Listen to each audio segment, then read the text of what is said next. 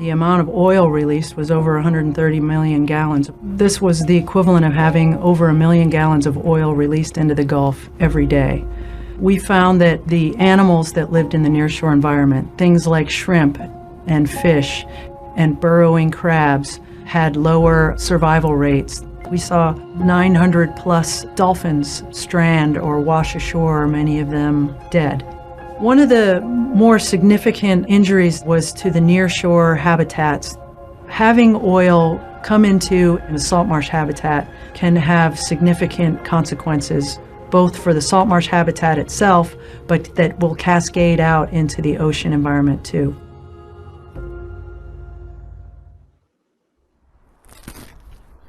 Well, welcome to Shijiazhuang, a city a little less than 300 kilometers from Beijing, and one that over the past month has had the rather unenviable honor of being China's most polluted. In fact, by some measures, it is the most polluted city on the planet over that period. Of course, it is just an extreme example of a problem affecting a huge swathe of northern China at the moment, with a pollution cloud hanging over this country from the Russian border in the far northeast all the way down to the central cities of Chongqing and Chengdu. Of course, underneath the cloud live hundreds of millions of people, and they are currently struggling with the impact of this toxic air on their lives and livelihoods. Now, temperatures are forecast to hit well above 40 degrees Celsius this week in southern Turkey, which is battling a series of devastating wildfires. 8 people have died in the worst blazes the country has seen in a decade. Across the American West, there is a drought so vast it stretches from fire-ravaged California to drying lakes, rivers, and wells in Utah, Arizona, Colorado, and Nevada. And in New Mexico, on a ranch along the Continental Divide, cattle pass through a pond that has been bone dry for years. Like most surrounding states, about 80% of New Mexico is under extreme drought, part of what scientists now consider a mega drought brought on by the changing climate.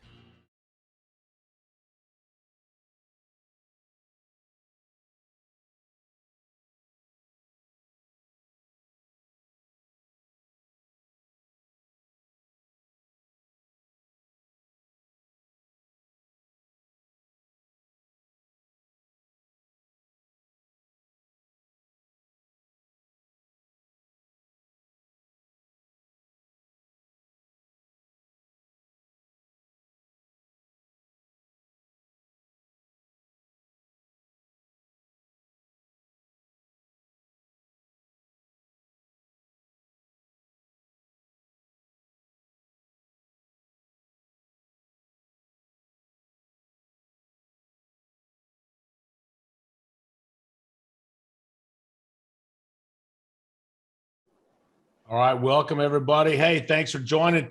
This is our second of 4 global expert webinars on the subject of environmental and social governance. So if you joined us on our first webinar last week, you might remember that a few months ago, I was asked by a client of mine, how is this ESG affecting us from a technology and an IT governance perspective? Well, like I said, as luck would have it, several of my colleagues are uniquely qualified to discuss this. So we ended up with a highly talented group of global professionals who are sharing information and knowledge about this subject. So we're sharing a series of 4 webinars to help you understand the what, the so what, and the now what of governing in a rapidly changing environment, especially when we're talking about ESG. So this panel series is using the collective expertise of everyone you see on this panel, and each one of these sessions is going to check what we call the heartbeat of our ability to have a sustainable environment, make sure that we have a positive impact on the world, and that organizations are doing the right thing. So let's talk a little bit about the webinar series itself. You know, there are 4 webinars that we have in here. Last week, we covered an ECG on ESG. We talked about the overall idea of ESG. Today, we're talking green with envy. So one of the things we're going to be hitting here is really talking about the natural change to an environmental tech mindset. So as you see here, companies today, right, we're being held to account for how we manage our impact to the environment. You might remember a few years back that several CEOs were called breakaway CEOs. They signed a pact that said, we as an organization now are focused more on the people, more on the environment, more on social aspects of governance as opposed to just shareholder value. And one of the real things that a lot of us are truly concerned about today, our children, our grandchildren, is technology, or are humans damaging the environment? And can technology be the solution to many of the things we're seeing out there today? So you notice my esteemed panel of colleagues up. We've got Karen coming to us from New Mexico, USA. We've got Charlene, just finished moving into her new home here in Phoenix, Arizona. I'm in Phoenix, Arizona as well. Eduardo is coming to us from Washington, USA. Manny from Indonesia. Simone, our Australian, but she's coming to us from France. Rocky from Indonesia. We've got Tim joining us from Tim. Oh my gosh. Denmark. Thank you, Tim. Oh my gosh. I messed that up last time you and I talked. Turhan's in Turkey. Zain is coming to us from the UAE. So let's keep moving on. Here's the way this works. One of the things that we do is we have a series of panelist questions we're going to hit for you today, and we've earmarked a couple of folks who have some expertise in specific areas that we want to share with you. Please keep an eye on the Q&A section. If you have any questions during this discussion, go out to the Q&A, drop a line out there, and if for some reason you want to ask a specific panelist a question, go ahead and put their name on that as well. Okay. So we may not get to everyone's questions. Last week, we didn't have a whole lot of questions, but if you have any that you'd like for us to address in future webinars, feel free to email any one of us, or again, put it out on chat or the Q&A. We want to be very time conscious today. We're shooting for about an hour and a half. This is being recorded, so we want to make sure that we provide this back to you. So if you don't get a chance to view the whole thing, you can go out and take a look, and where you find that is in any of our social media, or just email any of us and you can find that information. Okay. All right. Let's not waste a whole lot of time. Let's jump on into this. So remember, we have the questions set up saying what, the so what, and the now what. So let's start with this whole idea of what the top environmental issues are facing us today. So we're going to do a roundtable on this. So we'll start first. Climate crisis. Turhan, let's go to you first. Thank you. The climate crisis is being caused by the climate change, and the climate change refers to any significant change in the measures of climate lasting for an extended period of time. It includes major changes in the temperature, precipitations, wind patterns, and that occur over several decades or longer. It is carbon emissions has increased dramatically in the past 70 years. Earth is getting warmer, which is making a lot of problem for the elderly people, disability and functional needs people.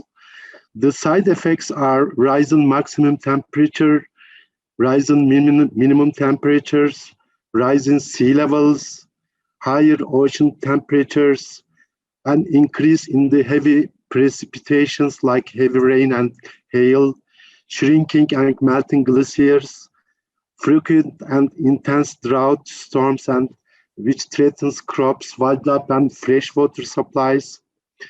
Actually, I would like to mention you that the latest forest disaster happened in my country on the start of this month. The forest fire broke out about the southern region of Turkey. Since July the 27th, there have been about 150 fires threatening the resorts and the homes, like in 32 provinces. And this is caused in the Aegean coast and as well as the Mediterranean coast. The temperature, high temperature coupled with the low humidity and stronger winds are really feeding the fires. And its impact were nearly 95 hectares have burned and forests burned, and 8 people have killed, 27 remain hospitalized, with hundreds have been threatened and released. Thousands of people have been evacuated from the villages and the resources. Several homes, offices, farms, agricultural fields, greenhouses, and vehicles have been really damaged by the fire. So actually, the climate change and this forest temperature rise is making world really threatening. Climate change poses a fundamental threat to the places, species, and the people's livelihood. In order to adequately address this crisis, we must urgently reduce carbon pollution and prepare for the consequences of the global warming. Thank you. Thank you. Good stuff out there. A lot of things taking place. Turkey has been especially vulnerable in the last year. So a lot of stuff's taking place out there, Turhan. Exactly. Yeah. So, hey, let's move on to sustainability. Manny, we'll go to another part of the globe. All right. And Mark, this is Manny coming from Iowa, US. I'll use the same I word with Indonesia and Iowa. Did I do that again? Oh my God. Yeah, I love to travel and be in Indonesia and meet Rocky there. But on this topic, I think Turhan kind of touched on the climate crisis, and I want to start off with quoting the IPCC, which just came up with a report, and it says nobody is safe. You know, it warns about the climate crisis. It warns about the target that's been given for 1.5 degrees increase everywhere, which is what we're looking at, and the net zero economy that we are talking about, right, from perspective. But before I go deep into that, there's one interesting fact that I want to throw in front of our audience and see how that react. For every ton of plastic that gets put into our trash, it takes 16 barrels of oil, 5,700 kilowatts of energy, and 30 cubic yard of landfill to recycle that. Just look at the amount of energy and resources that goes behind the scene when we want to address and work with something like that. So the point I'm trying to make here is sustainability is the most talked S word right now, you know, when it comes to environment, ESG. And specifically, if you look at it, the issues that we talk about, right? We talk about circular economies, we talk about how we would want to address it. It's not a buzzword anymore. It is something that has to be ingrained as we look at it. And there are companies who have started kind of looking at it. So the more plastics we throw into the economy, the more carbon dioxide emissions we throw in. There's a huge debate going on about, especially in US, about EV vehicles, how we should transition, the executive orders that has kind of come in. So I think the most important factor around here is how are we trying to use the natural resources, and why is sustainability the most key factor that we need to address? I'll come back and touch more upon this in the later questions, but this is for my introduction. You got it. And that's a perfect way to start talking about sustainability, because that's a big thing for this very subject we're talking about.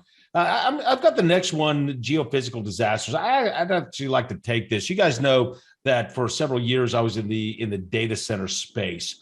Worked at a managed service provider. We had 6 data centers, a couple of continuity sites in North America, and one of our chief concerns was geophysical disasters, right? And so if you think about what a geophysical disaster or it's a natural disaster, generally it's caused by what we call geological processes, and they're called usually a geological disaster. So these include things like earthquakes, tsunamis, volcanic eruptions, and things like landslides.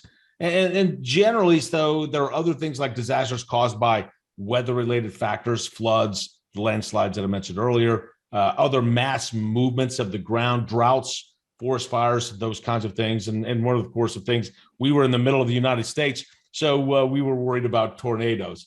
But we talked about floods. This also includes glacial lake outbursts and floods from these types of things, and even dam failures. So if you think about just 2020 alone, right, we have things like the Australian bushfire, devastating floods in Indonesia, hurricanes in the US, volcano in the Philippines, right? Earthquakes in Turkey, Caribbean, China, Iran, Russia, Philippines, and even India.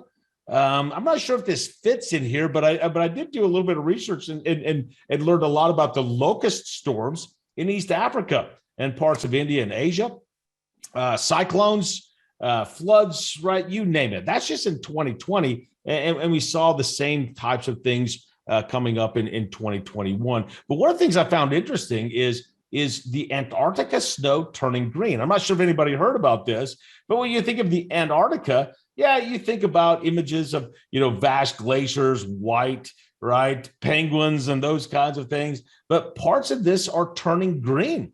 And that's all thanks to climate change and these massive algae booms that are taking place down there. I thought that was really interesting.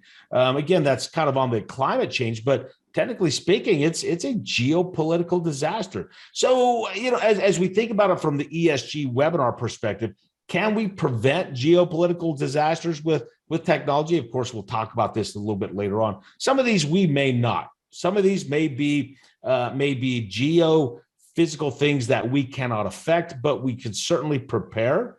And some of these things, especially when it goes back to the climate that we talked about earlier, we can have some effect on. So the next one we've got after geophysical disasters is we've got natural resources. Tim, I'm going to go to you out in, let's see, what was it, Denmark again? Yeah, I think so. Yeah. Yeah. Which is actually a country where there's a big focus from some of the big corporates on ESG. So it kind of is a shining light in many respects. But so, natural resource crisis, Mark, just like everyone else has said, things aren't looking good, and who's it not looking good for? It's not looking good for us because we all inhabit this earth. And I think, the key challenge is, around resource depletion, where the consumption of a resource is faster than it can actually be replenished. And, when you look at the scope of it, it's very broad, whether it's aquifer depletion, deforestation, mining of fossil fuels and minerals, pollution, contamination of resources, slash and burn agricultural practices, soil erosion, coastal erosion, overconsumption, and excessive or unnecessary use of resources. And I just mentioned our Earth, we're all inhabited. I mean, when we talk about Mother Earth, or at least some people do, and I get the feeling that we would never treat our own mothers in such a despicable way. Yet, we're all responsible for creating a demand that gets fulfilled by, organizations and companies. And the point is, I think, that with the knowledge that we have now, and we know the crisis, many people seem to think it's fine to continue or to put their heads in the sand. And ignore the problem. So it's kind of fairly doom and gloom, I'm afraid. Wow, it makes absolute lot of sense. So Simone, I think you might have had a couple of comments on this section. Or you have comment on this one? It's really interesting to listen to how other people around the world are feeling that impact for them. Growing up in Australia, massive fires and floods and drought and that it's actually just been part of who we are as Australians, I guess, and growing up with that. I mean, I know it was going on generations before. So I think what sort of happened from a cultural level too is that you become you build everything up to deal with that because that's what you're used to, that's what you know. It's incredibly serious. You've seen the damages that were done in the Australian fires, and even to the point of species actually moving on to the endangered list as a result of the fires because of the deaths and things there as well. I mean, my mum is, in a suburb in the city, and she had, half an inch of ash in her car because she left the car window open. And, so the travel of that damage is quite extensive. But, one of the things that Australia's been very good at And I'm very proud of, actually, is our Geoscience Australia part of the government have developed many technologies to assist in these areas. That they were the ones that initially developed the tsunami warning system around the Asia Pacific and using that. And one of the things with the fires, which is so critical for us, and it's called Digital Earth Australia Hotspots. And it's around, I'm going to put the link actually in the chat for everyone so you can have a look at it. It's a live and interactive map that you can zoom in and zoom out of the hotspots. So things like this, I think, are really important for us to help develop and focus on. But the other question I have around that, and it might seem a little controversial, is it really a climate crisis, or is it just a natural part of our world shifting? In other words, are we adapting to what our planet is doing, or are we adapting our minds to make something normal to us of what we're doing? Oh, that makes total sense. Zane, what are you thinking out in the UAE about that subject? So I think that similar to Rakia out in Indonesia, the UAE, Saudi, Oman, Qatar, Bahrain, the GCC area, a lot of the population resides around the water areas. So whether it's the Oman Sea, the Arabian Gulf, there's most of the population density is on these oceans, on these big bodies of water. And environmental impacts are going to be what? Raising seawater. So there's going to be loss of land potentially in the next 20 to 30 years. So you see a lot of the GCC countries setting very aggressive national mandates. And I think that's where, governments really have to step in. I'm from the US, but, I'm living my life out here in the UAE. One of the biggest contrasts that I see is there's people in the US arguing whether environmental, climate change is real or if it's man-made. It doesn't matter if it's real or if it's man-made. The world is changing and we need to try to fix it, So you can either take a stand and try to save it, or, there's not going to be anything left for anybody. And so that's the kind of that impetus that governments have to say, look, it doesn't matter. We're not going to debate it. We just need to solve it.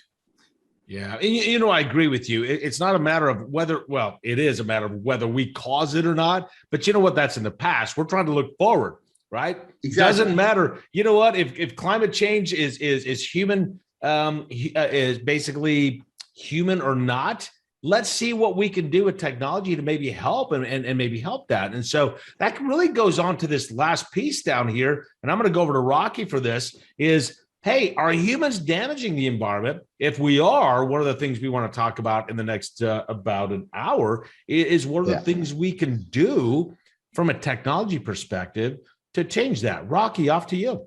Yes, thank you, Mark. And I think many also have mentioned about what humans have done with the environment. And this question always makes me think and self-evaluate. What have I done these previous years? What am I making an impact to the environment or not? But I think human, of course, human have impact to the environment, right? Damaging the environment, because if we see the overpopulation causing overconsumption and overexploitation to our natural resources, and this is impacting to a lot of damage into our environment.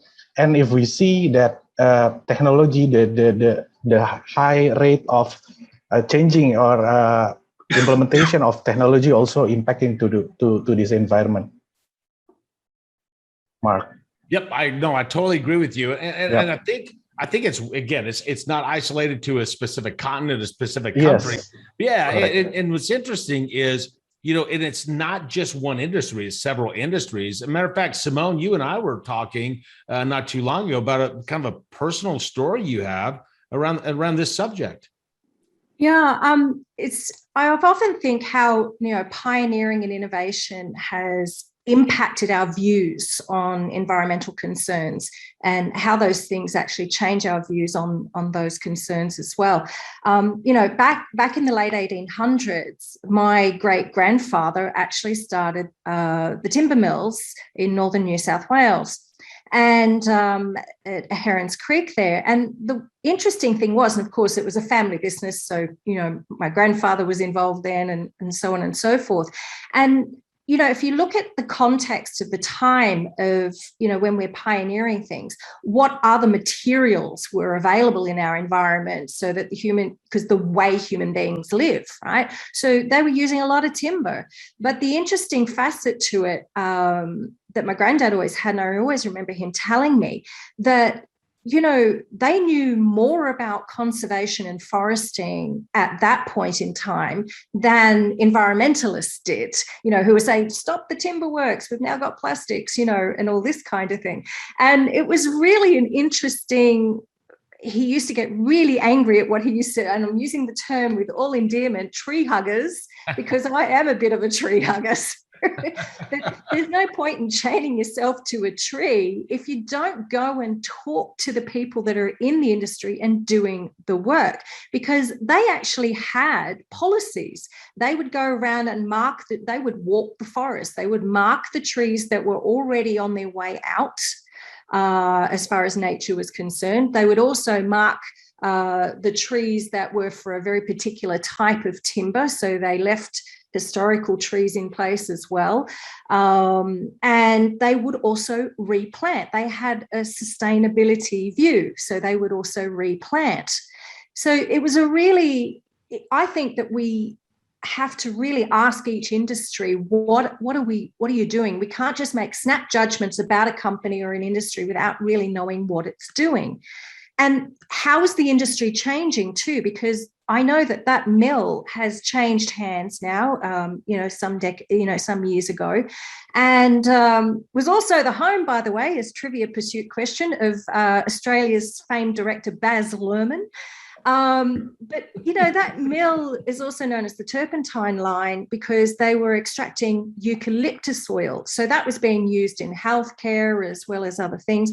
And decades later, here we are, the minister is looking at the potential of it as a biofuel refinery. So when we look at the history, you know, the pioneering stuff, how is that changing our views and what's happening and our concerns with it?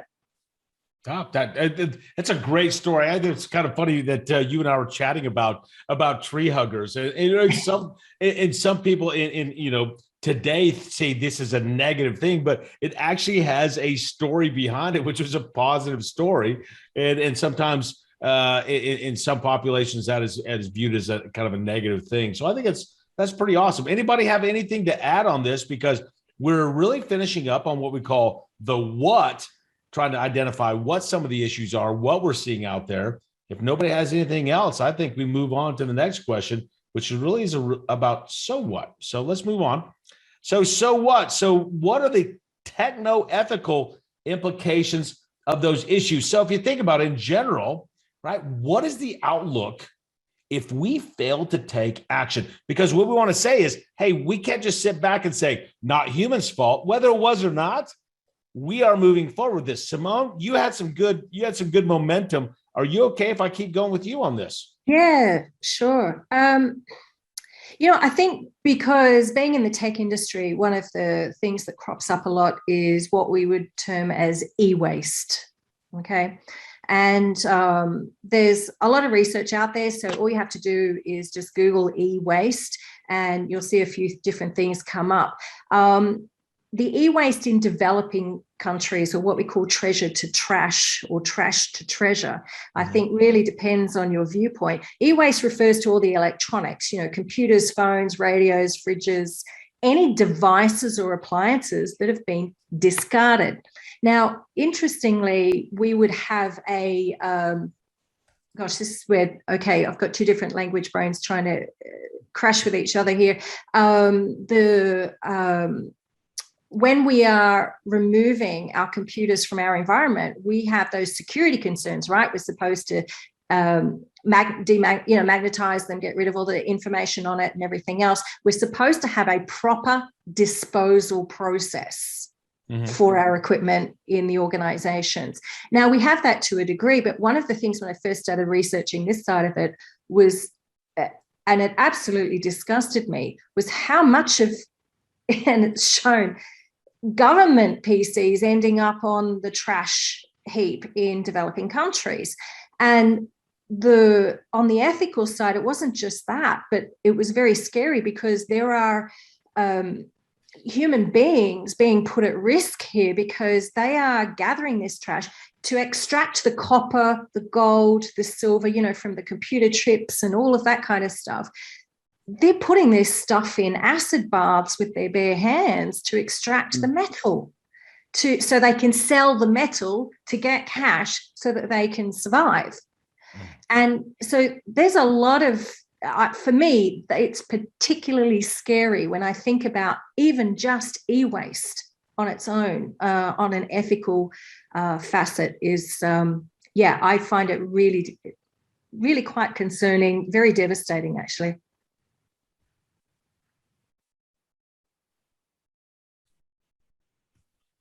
Hey, Eduardo, I think you're on mute. I think you're on mute, Eduardo, but whatever you're saying looks... I was trying to unmute. That's what I was saying.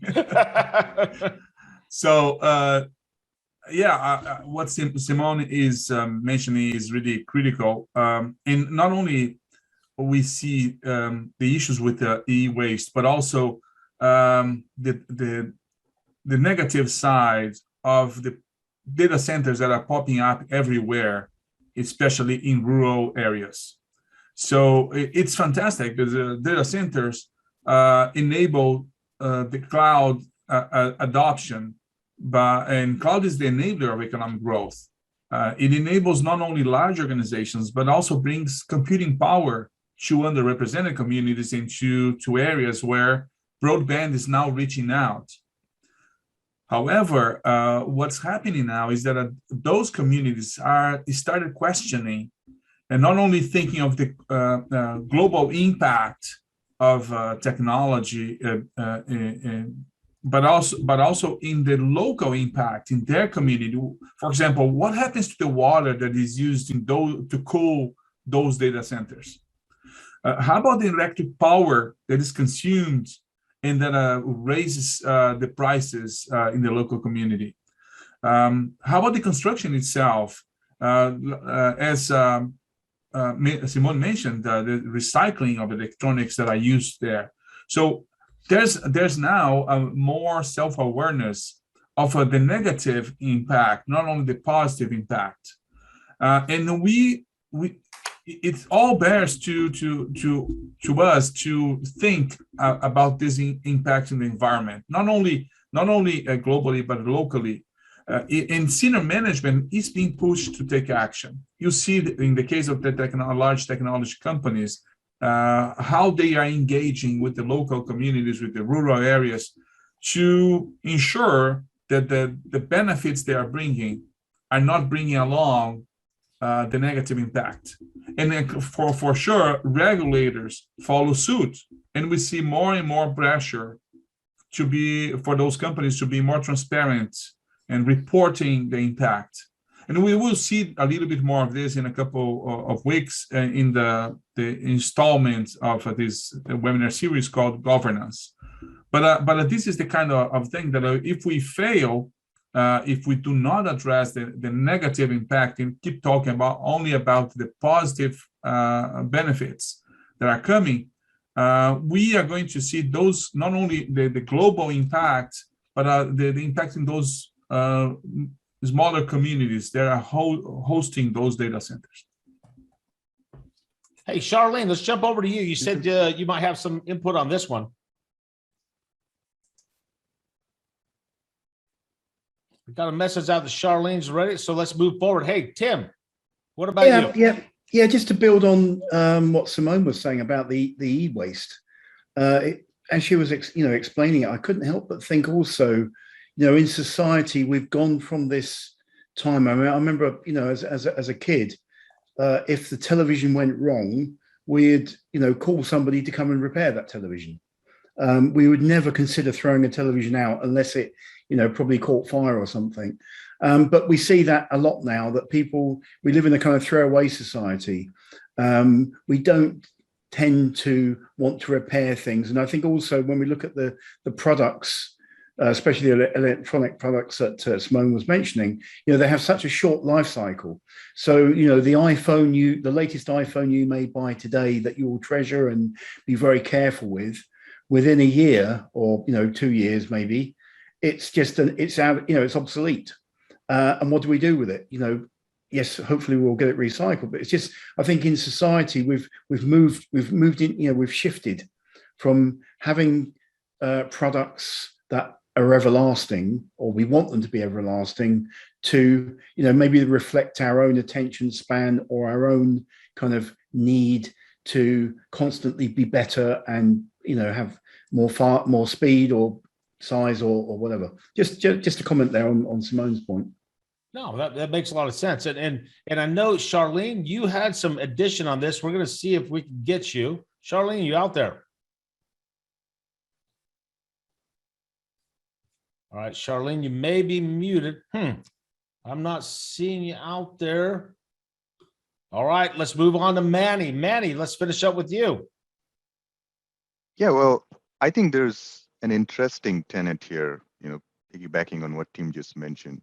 A lot of companies actually delve on using innovation by making their products obsolete. And he touched upon iPhone as well as some of the other examples. So the device that you have now is being rapidly changed at such a fast pace that you would have, your device becomes obsolete. Now, what do you do with that? Do you recycle it? Do you use that? And that's an interesting tenet. Going back to Shimon's comment about e-waste, there's an interesting article that I read recently. And there's a company called Cyber Acoustics, and you guys can Google it. They've come up with a sustainability program, and this is one of their value propositions that they're using is they will have, and I'll throw a link in the chat, they actually have a program where you can specifically recycle wired headsets, considering, and this is US only right now, it's US and North American market, but I think the tenet here is some of the companies have started using e-waste, recycling, and sustainability as their core value proposition and starting to market based on that. So they're garnering a separate segment out of it. So, you look at these companies who come up and come up with an idea about recycling. Well, recycling is not new, but what do you do with doing the recycling and getting credits off of it that you can now use to, shop, buy other things, etc. So I think that's an interesting pivot I'm seeing different organizations taking. No, and that makes sense. And a lot of the things we're talking about here kind of puts us into kind of a follow-up question is how is technology today contributing to the problem? Of course, we want to talk about solutions at some point, but some things that you guys have mentioned that I think are really important is, of course, you guys know air and water pollution from fossil fuel burning, for power, for energy, for heating, right? This has become a big issue, but in a lot of nations, that is the only way those nations can actually heat their homes and cook their food. But a couple other things that you guys brought up I think are really important. So if you think about high speed, high bandwidth connectivity, right, between our homes, especially during the pandemic, this is actually creating, and I read an article about this just the other day, it's creating sprawl. People are now saying, I don't need to go into the cities anymore, so I'm sprawling. So now we're starting to see a sprawl, which again is not necessarily bad. However, we're finding it increasingly more practical to live away from work. The other thing that I think is really important here is this massive energy use and the carbon footprint. We've all heard about the carbon footprint, right? The environmental impact of this technology doesn't end with raw materials, right? And manufacturers require massive energy to turn these raw materials into complex things like electronics, technology products that we're using, transportation of these products around the world, comes in a very high carbon cost. Now, think about this. You guys were talking about electronics and waste. Electronic device production, I'm going to read a quote, on average, around 35 different materials are used in smartphones. And again, these are unique materials. Again, hundreds of you are used. But when you begin to think about all these materials, where they come from, you see the scale of some of these issues. Electronic devices, are built using some common resources of the planet. And so there may be even some dangerous chemicals, mercury used in the process, right? They need to be extracted, right? Not always following. And when we extract, we're not always following the most ecologically sound techniques on this. But e-waste, it was interesting, is the environmental cost of consumer technology don't end just at the manufacturing. People throw these things away. They pose a problem at the end of that useful life. And from the numbers I was reading about last night, again, numbers are just as good as the scope of the study. But what I saw was 62.5 billion US of electronic waste every year. So a lot of stuff on that end. I think that's a big issue. But of course, if technology caused the problem, technology can solve the problem. So I know that I'm seeing that Charlene's been trying to get in here a little bit. I'm not sure if we got Charlene coming in, but tell you what I'd like to do is we're talking about what actions can we take, the techno-ethical piece. Karen, I think it's time to get a little bit of education and your perspective on the ethical side of this. Sure. Well, I think at a macro level, there are some very, we got lucky. There's some very ethical questions that are just arise overall relative to the environment. And, we should be asking ourselves these questions on a regular basis. So one of the first ones I think is, do we have an ethical obligation to future generations in our use of the environment?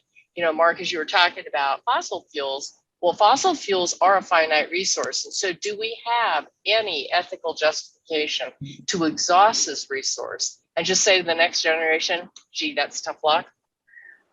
Do we have a right to destroy the environment in the name of commerce?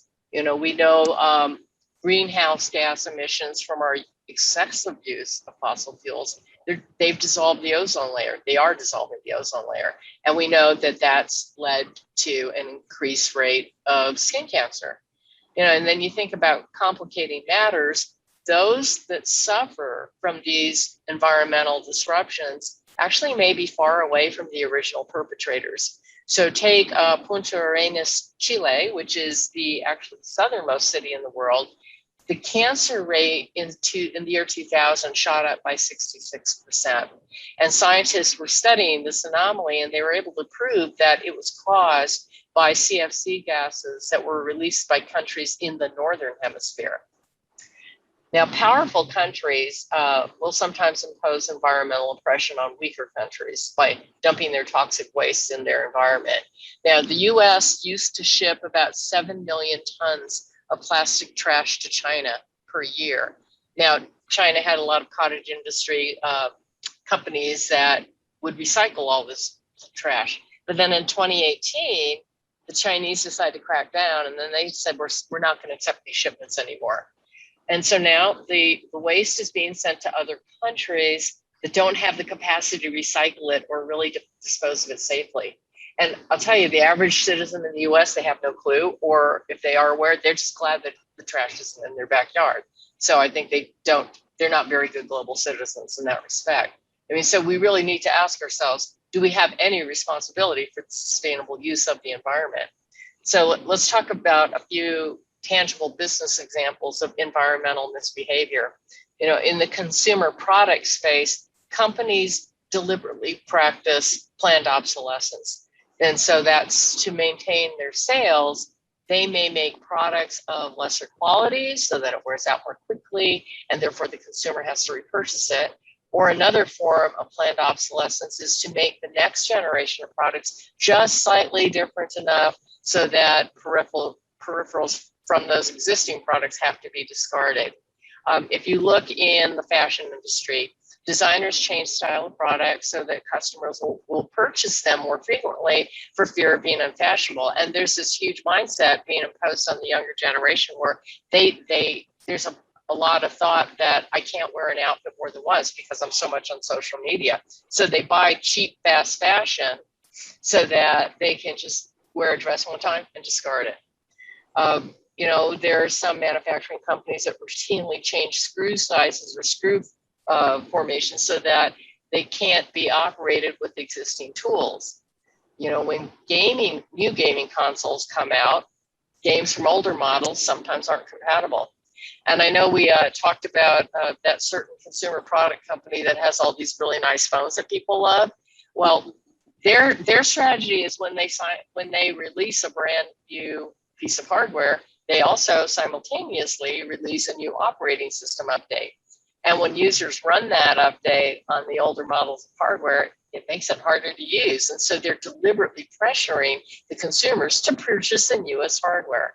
I just think there overall needs to be an increase in businesses gaining ethical sensitivity to the impact of their behaviors on the environment.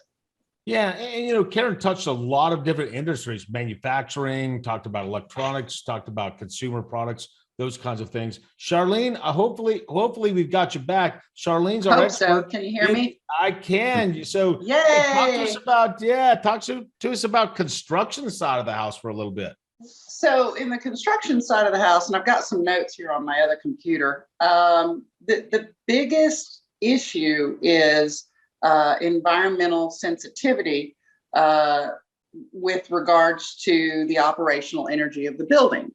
And that's a big deal because of smart building technology, the integration of the automaticity, how it's connected, et cetera, et cetera.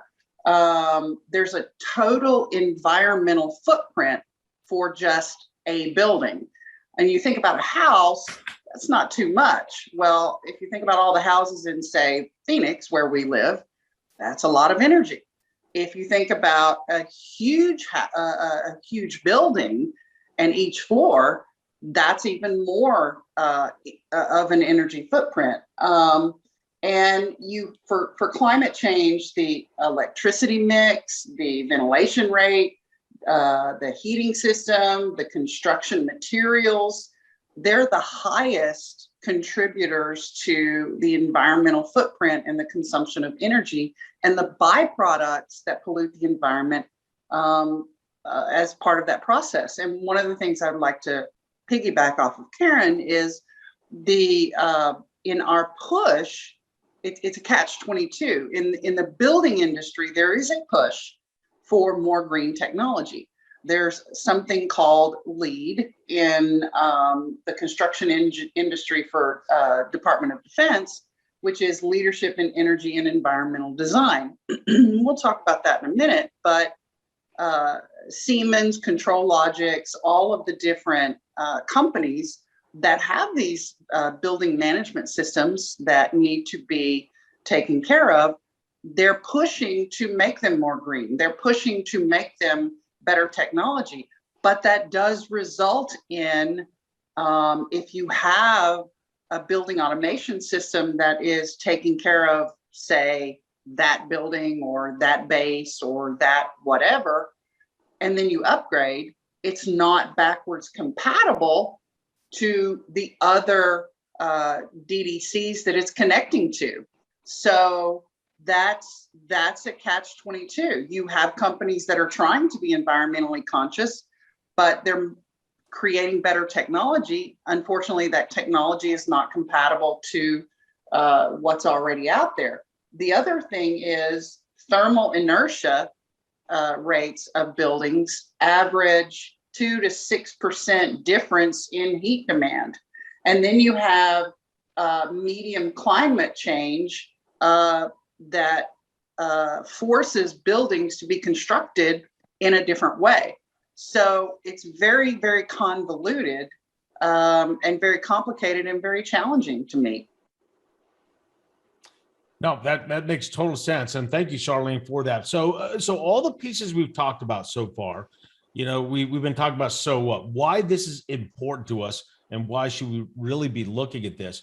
And I think that lends a good movement into really the last section we want to talk about, which is that now what, right? We've talked about all the things that are taking place, right? And in some cases, it's a little bit depressing, but I think the first thing we want to do is talk about the actions that professionals can take.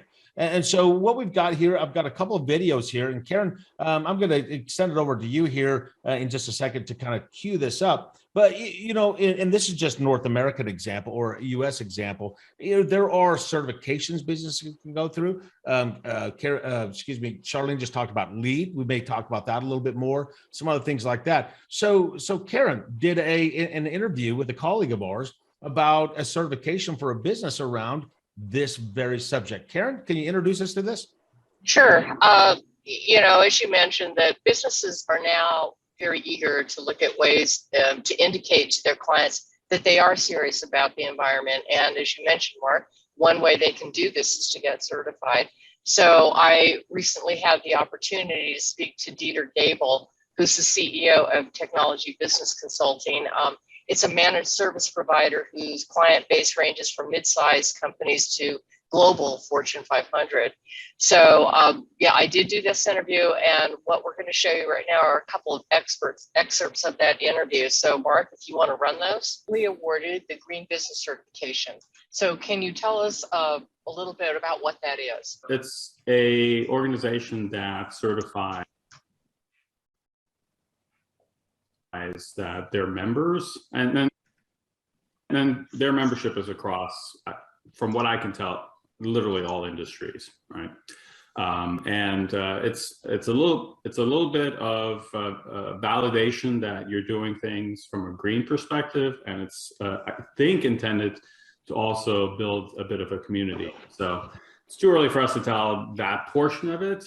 But I think the most important part is a commitment by the members to really take a look at what impact are they having, are they sustainable, what can they do to be more green, and you know, that's really what piqued our interest in the certification. So why did you decide that having this certification was going to be an advantage for you?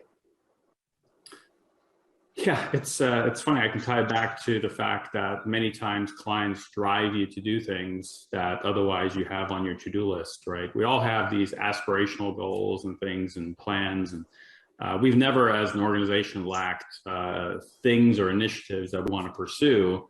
It's just a matter of prioritizing them. And this one, we talked about it. We started doing things towards being more sustainable. Had not given thought about a specific certification, because I think, you know, pursuits of just having little stamps and, you know, things that you can go wave around, that's not as meaningful to us, right? We want, if we do something, we want that to be something that we truly embody, and not just something that we go stick on a website or put on a poster in the hallway and now everybody is feeling better about themselves. So what sort of ROI do you expect to receive from this? And in sort of what sort of horizon? Yeah, so I think, you know, going into this kind of stuff with a specific ROI in mind is maybe a way to hamper progress, because it's very difficult to put a number to it and to say, hey, will we get it? I believe that there are going to be tons of soft ROI things that are going to be hard to quantify. I think, you know, we all talk about Gen Z, and we talk about new workforce and how they might be more difficult and they need to be mission driven. And I always try to turn that around and go, well, maybe that's something good, right? Maybe we should appreciate the fact that people are thinking about things beyond just grinding away at their desk and quote unquote doing a good job, right? So I think having this sort of certification, understanding that we're more sensitive to our environment, you know, I think we will have an ability to attract a certain number of people that maybe that's their tipping point, right? It's not just benefits and pay and hybrid work environment, but hey, wow, they are doing something beyond that. I think the same thing with clients.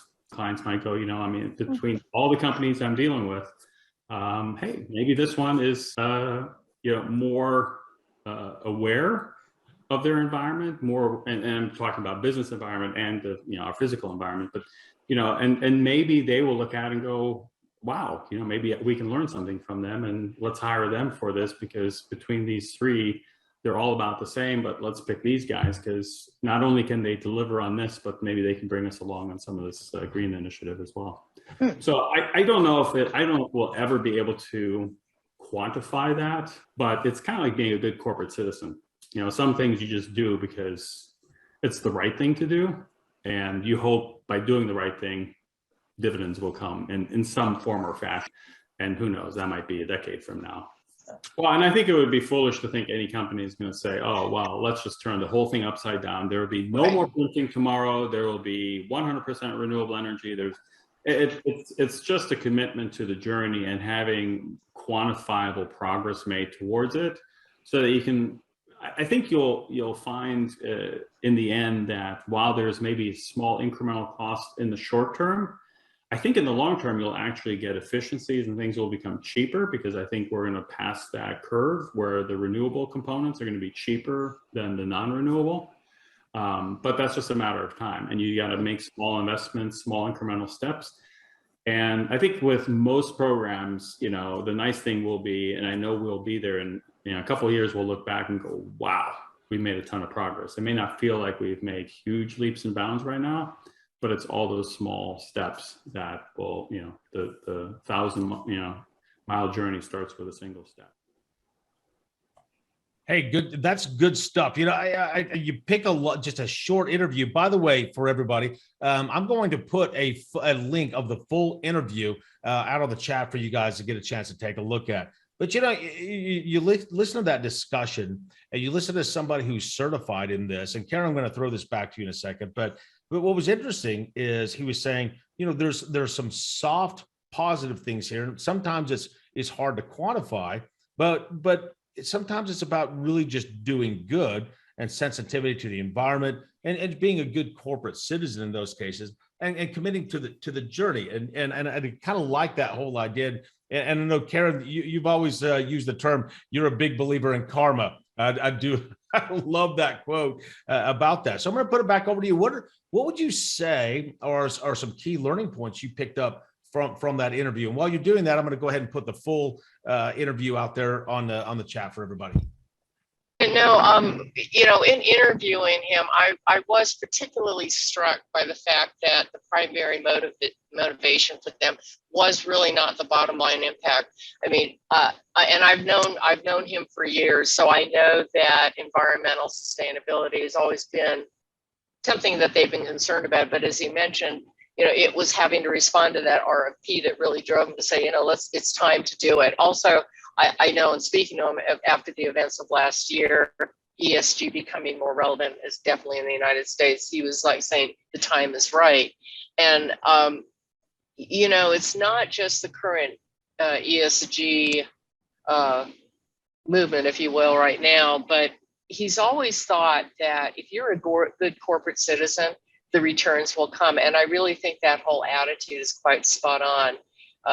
So I would definitely encourage the attendees to look at the full interview, because we also discussed what he had to do to get certified. And he also shares further insights into his philosophy of green certification. Hey, so Rocky, what did you take away from the CEO's interview? Yes, I think I got like three interesting points. The first one is, Karen, I think you are a very good interviewer. And the second one is that awareness is everything, Karen. And I think that is the main idea that I think is really important that the CEO share with us. And I think maybe that is our our challenge, how to build awareness to the tech leader around the world, how they can really aware and want to put this ESG thing important for their business. And the third one is about the certification. It is really interesting, because I see that maybe locally we have a lot of green related certification around the world. But I don't know whether everyone is trying to comply or trying to get those certification. But I think that is also an issue. The challenge for the business is what certification that I can that's suitable to our business, right? I think that's the interesting thing from that point of interview, Karen.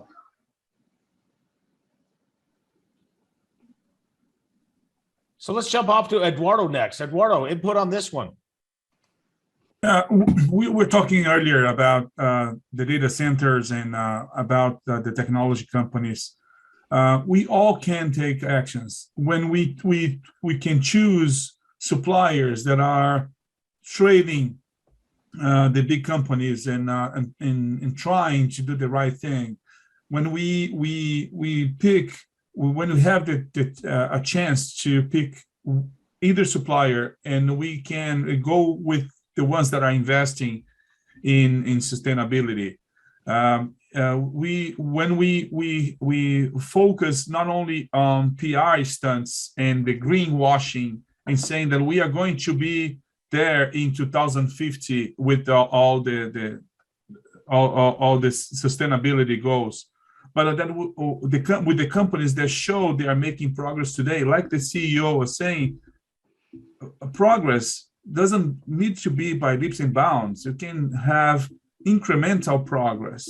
So I believe that we all can, in our leadership roles, to help make a difference. So especially when we focus on the supply chain, where we have smaller players that are focused on sustainability, and they just need some help to get along. So when we were talking about the data centers, Simone mentioned the e-waste topic. When we go for the recycling of what we are using, when we as leaders, we are thinking about the impact that we are having with our business. I believe we all can have an impact, a positive impact with our actions. So Karen, the video that we did really kicked off a lot of this discussion. We've heard a couple of inputs from some of the other panelists. Any feedback from what the panelists are saying? Well, actually, I actually have a story based on, I actually had a chance to speak to the CEO yesterday about something else, but he was telling me one part of that he mentions in the full interview, we talked about the ripple effect, like if somebody takes action, that perhaps it has a broader impact that ripples out, like dropping a pebble in a pond. Well, he was saying that one of his clients, it's a global client, they just did an acquisition in Italy. And because TBC got that green business certification, they said they now want TBC to help them make their operations overall more green. And with this new acquisition in Italy, they said, we really want you to make sure we find green data centers in Italy from which to run our business now. So he was telling me that that's one of his big projects now, is to find green data centers in Italy for this client. Interesting. And that's a great lead in to, Charlene, some of the stuff you guys do. What's your input on that one? Yeah, so we were talking yesterday in our preparation for this panel. One of the things that our company does in the Fed space is build military installations around the world. And what they are finding is the LEED certification was something that came out about 10, 12 years ago that everybody fought in the building and construction industry for the Department of Defense and the Fed space, but now they're used to it. However, there was a lot of lip service to it, particularly from the tri-services, the United States Army, Air Force, and Navy. But there wasn't a whole lot of, okay, we're really going to do it. Well, now what is happening is we are finding when we build these joint ventures overseas in places like Spain or Italy or wherever, because they're data centers, by virtue of the fact that these are military installations or federal installations or UN sponsored areas, they have major data centers. And of course, for all of the reasons we discussed, there's an environmental impact.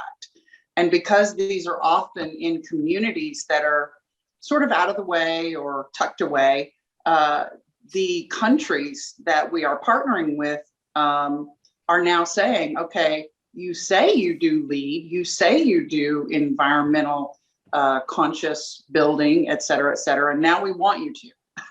Now we want you to make sure that the data center you build is green, that the burning of the fossil fuels when the diesel engines run because you're doing construction or you're doing clearing of vegetation or whatever.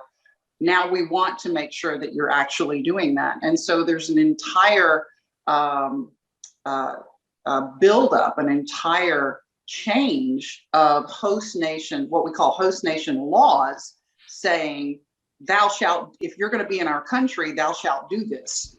And so it is impactful. It does, whether we are paying attention to the fact or not, whether we care or not, the public and is driving this engine. And so a company that does not take this into consideration, like Karen's interviewee, they're going to get left behind. I think I want to piggyback on what Karen and Charlene kind of touched upon and bring in an industry which been in the news very lately. Cryptocurrency is being talked about a lot these days, and they've been under the radar, right, when it comes to the Bitcoin mining and the amount of energy that's being consumed. It's phenomenal on how much of the energy that they're consuming. And now the industry per se has started to look at alternate ways to address this. You know, they're looking at changing the underlying way they're doing mining, you know, in terms of how they use the proof of stake model versus the proof of work model, which would change the way they consume energy. And the other discussion that's also on place is about consuming reusable energies, which could not be stored. So like wind energy, solar energy, you cannot store it. So it has to be consumed as soon as it gets, you know, developed or produced. And in this case, Bitcoin mining could be a very good candidate to use it because that happens 24/7.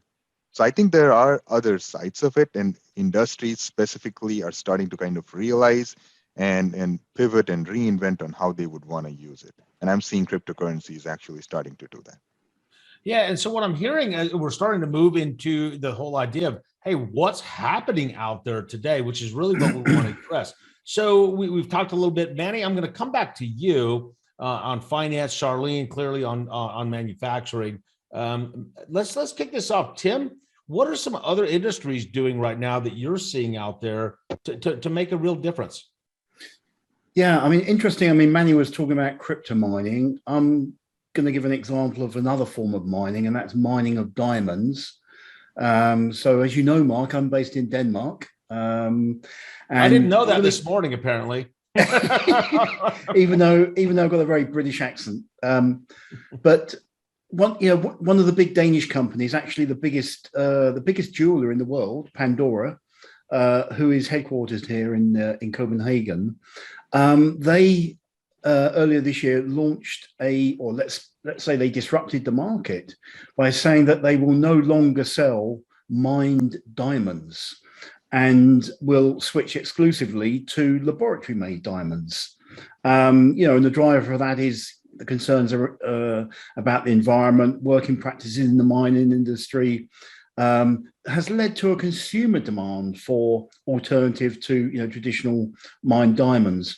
And when it was announced, the CEO of Pandora said it was part of a broader sustainability drive.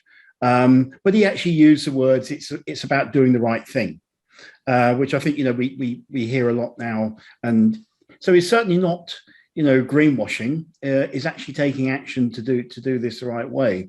And their view is they can essentially create the same outcome artificially as nature has created, but also from a financial perspective at a very different price.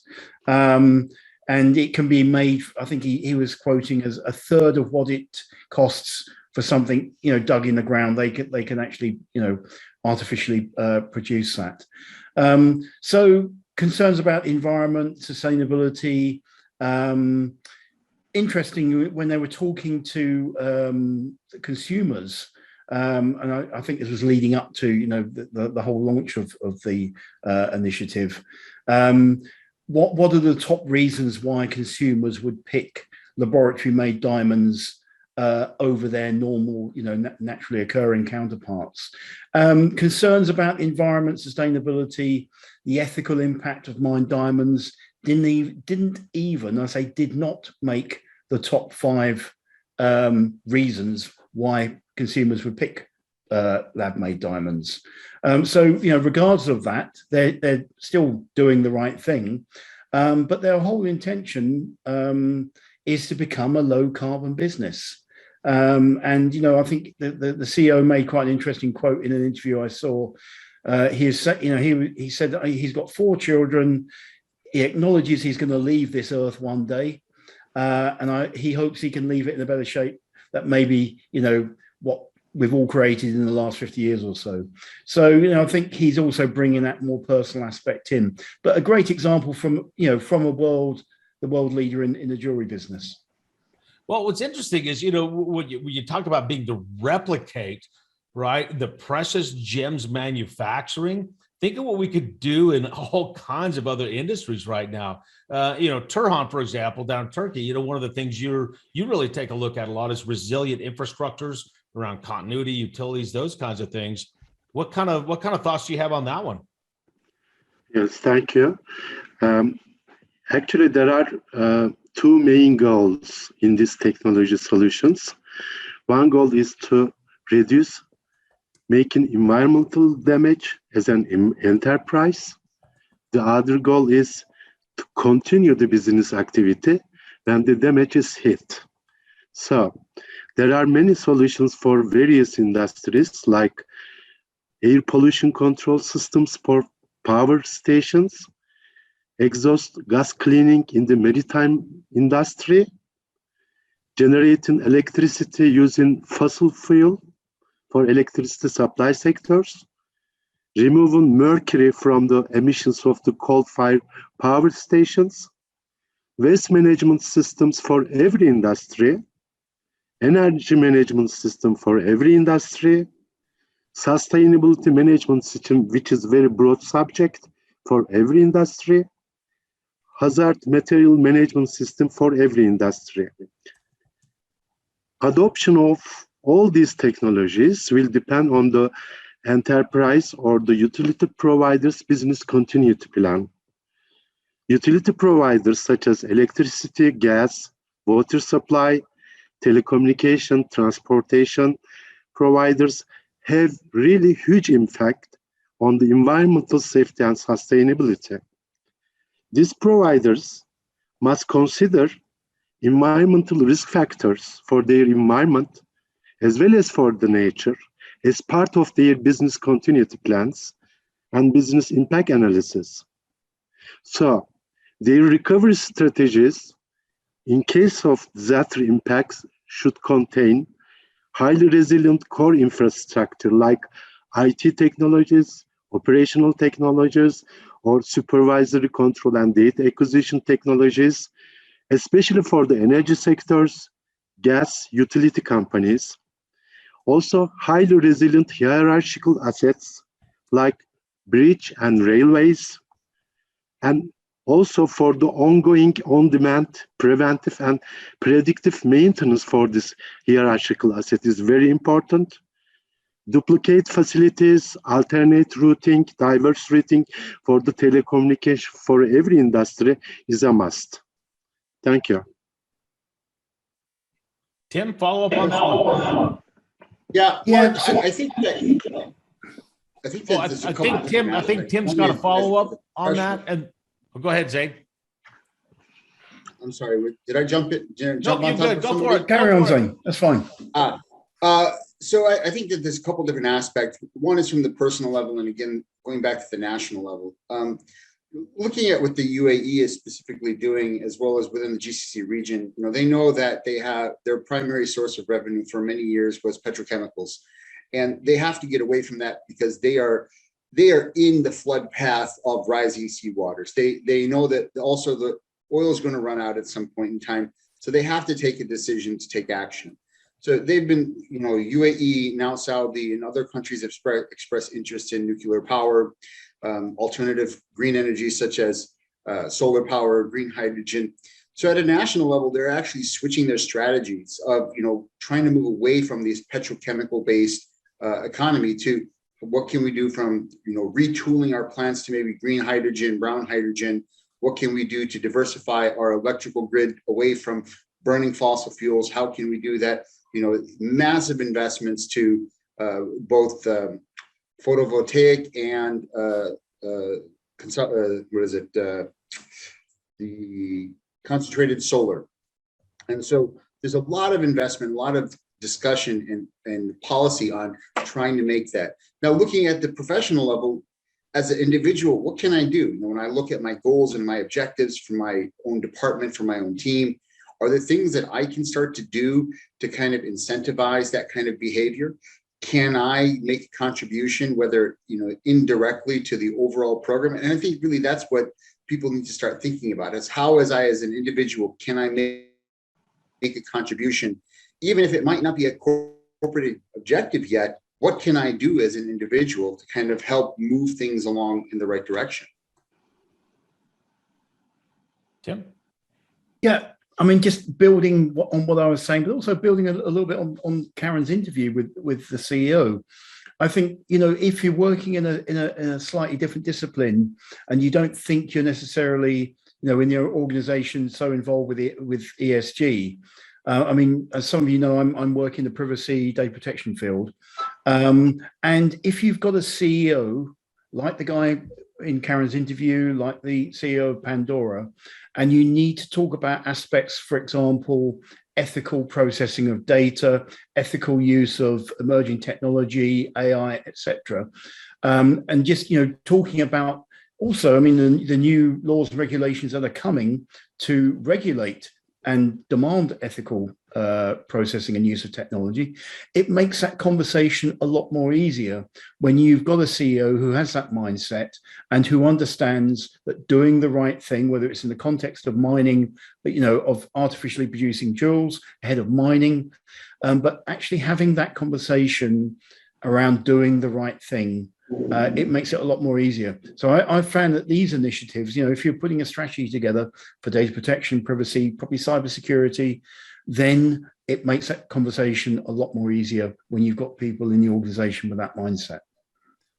That absolutely makes total sense. Charlene, you got a follow-up to that. Yeah. So the way I string this together is I lived in Knoxville, Tennessee, and then I moved to Detroit, Michigan. And of course, now I'm out here in Phoenix. And I have an acquaintance and a very good friend who works for IACME.org, which is the the Institute for Advanced Composites in Manufacturing. And then, of course, living in Detroit, which is heavy use of cars, gas, et cetera, et cetera. One of the things that they are doing at IACME is they're piloting studies on the reduction of CO2 emissions by using advanced additive manufacturing for carbon fiber technology to make the body lightweight. So because it takes so much to push the vehicle, right? In addition to that, they're also working on different types of batteries and different types of powering of the vehicles. And so when you string all that together in the construction world, that could eventually lead to large construction vehicles that are so heavyweight and require such large diesel fuels to move them. Well, if they're built with carbon fiber technology, they're lightweight, but they're extremely more durable and more sturdy. So these are the different things that the industries are working on. And I think I want to add real quick, because Charlene touched upon industries, and from a financial industry perspective, you're looking at different, fintech, finance and technology companies kind of merging together and coming up with this. And there are tons of examples of it. Notably, around a company called Stripe, which basically has put together a tool called Stripe Climate, where businesses can redirect their proceeds there And the proceeds get invested in emerging technologies focused on reducing carbon footprints. So basically they can use that to market that. There are robo-advisor companies, for example, Carbon Collective is one of them, which basically helps you build portfolios focused around low climate impact. And then there are green financial initiatives like Aspiration, where every time you swipe your card through their network, it's part of their green financing initiative that they would plant a tree for that. So I think sustainability in climate control is now the forefront of businesses, and companies are taking that very seriously. Yeah, and I think you're totally right, which lends to, if a company is taking things seriously, right, other than really just increasing that awareness of environmental issues, are there any other skills that we should be thinking of from an enterprise perspective? Now, Karen, you kind of kicked off this conversation with a great video talking about why this is important and how we do this with businesses. Kick us off on what we're thinking about from a skills perspective here. Sure. I would say one of the biggest skills that we as tech professionals need to develop is what I call lateral thinking for creative solutions. And lateral thinking is just a fancy way of describing thinking outside of the box. And particularly for those of us in tech, we've been schooled and we are very good at doing traditional vertical thinking, which approaches problem solving using conventional logical linear processes. But these environmental problems that we've been talking about, they're very complex and they're not going to be solved by single faceted solutions. So, there's an example of lateral thinking that was applied very effectively to an environmental problem. There's an Indian village of Leh, which is located in the Himalayan rain shadow, which means that this little village only gets about 5 centimeters of rain a year. And so they're entirely dependent on glacier and snowmelts to irrigate their crops. And unfortunately, global warming has decimated most of the glaciers in the area over the past decade. And the glaciers that do remain in that area are at a very high altitude. They're far away from the villages, so that they don't produce really any meltwater until May. But the growing season in that region is such that the villagers have to plant their annual crops beforehand. So the big environmental question is, well, how do they make sure they have enough water to irrigate their crops? Well, there happened to be a retired engineer in that village who designed a system that used irrigation canals and a reservoir that trapped water that freezes during the winter. And so he created an artificial mini glacier to replace the ones that have been lost through global warming. And then this melts into usable water for irrigating crops during their spring growing season. So I do think, that was a good example of lateral thinking to a problem. And how do you develop lateral thinking? Well, some years ago, I embraced the use of design thinking concepts when developing corporate strategy. And Stanford University has a really good approach called Designing for Worldview, and I'll go ahead and put the link in there. But that's a really, they have really good explanations and tools to figure out how you develop design thinking, which is a form of lateral thinking. Absolutely. I think that you've really hit on a few key points there in terms of competency. I mean, organizations themselves need to become destination companies, places where people want to come and work. And a big thing I've noticed, from the HR perspective, the talent management, that, employees are looking to their own organizations to be held for account in this vein. And, an organization needs to have a talent management framework to help their people develop these competencies. And there's a lot of different things happening. I know, even up a decade ago, Karen Ferris was writing on Green ITIL, and I know there'll be reviews on other frameworks through COVID, et cetera, to incorporate ESG and those types of things. One of the things about it's also why I really enjoy complexity practices. So look at any complexity thinking practices, things like Cynefin, SenseMaker. These are all really good places to look at how do we solve these, should I call it sticky problems? There's a lot of different adjectives I guess you could use. But, there's a publication, a report by the Joint Research Centre by the European Commission Science and Knowledge Service. Now, this report, it look, it aims to provide the evidence for, based scientific support to the European policy-making process, but in itself, it is not the policy of the European Commission. But it's the frameworks they're looking at here, which were developed by Brundiers et al. In 2020, it's all under review at the moment, is to have encompassing all the frameworks to look at, get a consensus, expert consensus on what are the key competencies in sustainability and how that's incorporated. So some of the things are exactly what you were just saying, Karen. They're systems thinking, futures thinking, values thinking, strategic competencies, interpersonal competencies. We've got to understand that we're still dealing with people. So this is people to technology, people to process, people to people stuff. Integrated problem solving, implementation competencies, and intrapersonal, not just interpersonal. So, between people and for people. So I think it's really important for us, and I'll put the link in the chat. It's really important to be reading this type of material and looking at, well, this is looking to our future. How are we going to put this stuff in day to day? So it's a natural part of how our people operate on a day-to-day level, not just at a higher organization level from the shareholders and the stakeholders. So, those 8 key competencies in sustainability that I just mentioned, they're all interrelated. There's not like, oh, tick that box, that competency, that's done. That it doesn't work that way. All of these disciplines, these, knowledge, these are practices that we need the professional skills to be built up in. So, sustainability is going to be reliant on higher education as well, and makes a competency framework transversal. It needs to be able to go across the different industries and what's happening there. I'd like to jump in and then turn it over to Mark. Following on those skill sets and competencies, of course, being cyber, that's kind of my big thing.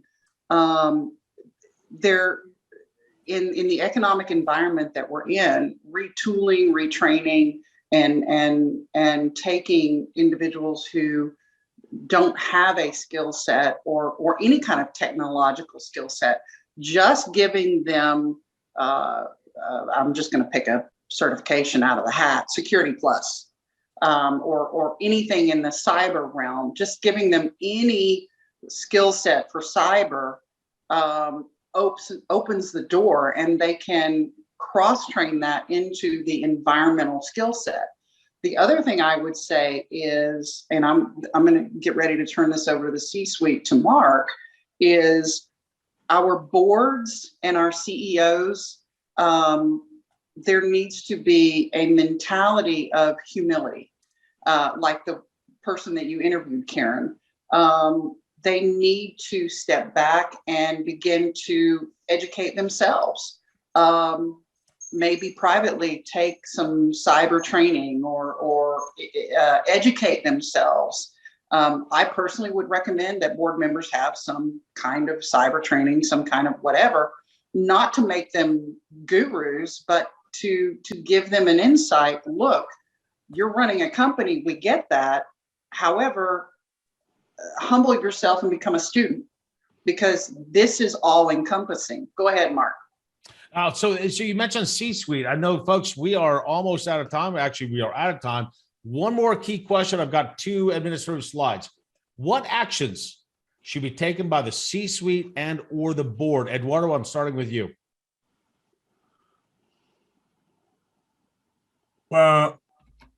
Well, if you are part of the C-suite or the board, it's your job to prepare your organization for the wave of regulation that is coming. After yesterday's United Nations report on climate change, things are going to get hotter. Because after several years of push by activist investors, society representatives, climate experts, and now this alarming United Nations report on climate change, we are at a tipping point.